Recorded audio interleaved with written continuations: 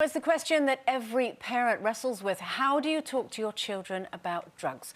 Well, one expert has caused outrage by recommending that kids should be taught from an early age how to take drugs so that they know how to use them safely. So when it comes to drugs, Nadia, do you think that we should be educating or scaring our kids? Oh, I passionately believe both. I think it's not like the old days where you could just say to a child, listen, if you have drugs, you'll die. Because we have to face the fact that so many people are doing drugs. And if you're in a halls of residence at university and night after night, everybody else is going out, doing drugs, getting slaughtered, and they're not dying, and you're alone in your halls of residence not joining in, you're going to start thinking, well, can I trust my mum? Well, maybe I'll try. Maybe I'll try.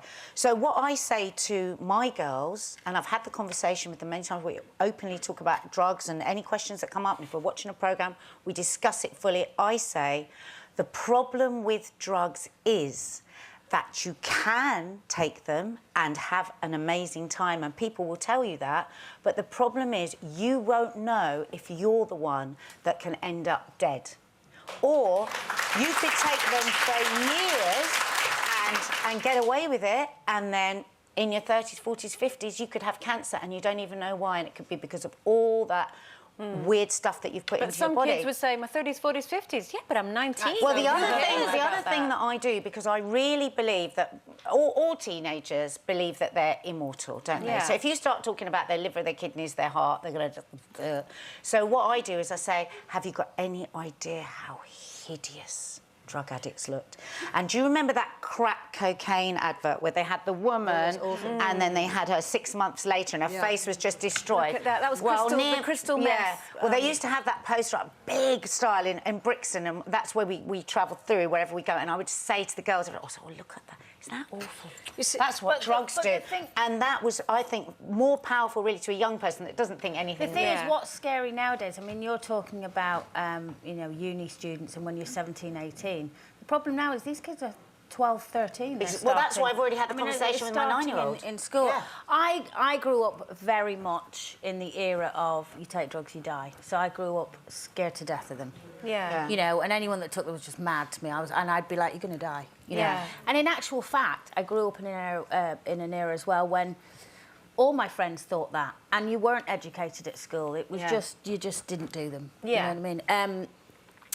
Now, I think, although I agree with education and being taught, I'm slightly worried now that they're so educated. I mean, Kira comes home, she knows drugs I've never even heard of, as she knows all about drugs. She's taught about them at school.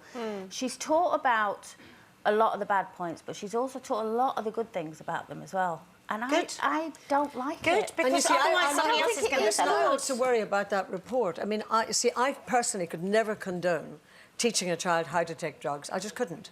Now, that's partly to do with the fear aspect that you talked about, and obviously I'm much older than you are, but when I grew up, I was never offered drugs, never wanted them, and to this day, I haven't got any interest in even testing them out. I want to continue to say, I'm not naive, I've done enough interviews about drug abuse, etc., and I probably know more about drugs today, but I also think the fear aspect that we were brought up with, and I am of the Say No Brigade, I'm afraid I am, and you probably think that's way out of fashion and not cool at all. Not at all. But I am of the Say No Brigade, and I just feel that whether it was fear of getting pregnant, we were like with my mother and everything, or can't get pregnant, or, you know, not taking drugs, sometimes I think that fear works, or it just makes them step back. No, but you get what I'm saying. But you get what I'm saying, Gloria, that when you were growing up, you weren't seeing other people having a great time on drugs. No, but my children were. I mean, the point that I also had to try not as much and teach my children. Not as much as now. Yeah, but is it happening today? Grandchildren. Because it is so talked about and it's so OK to talk about it. And,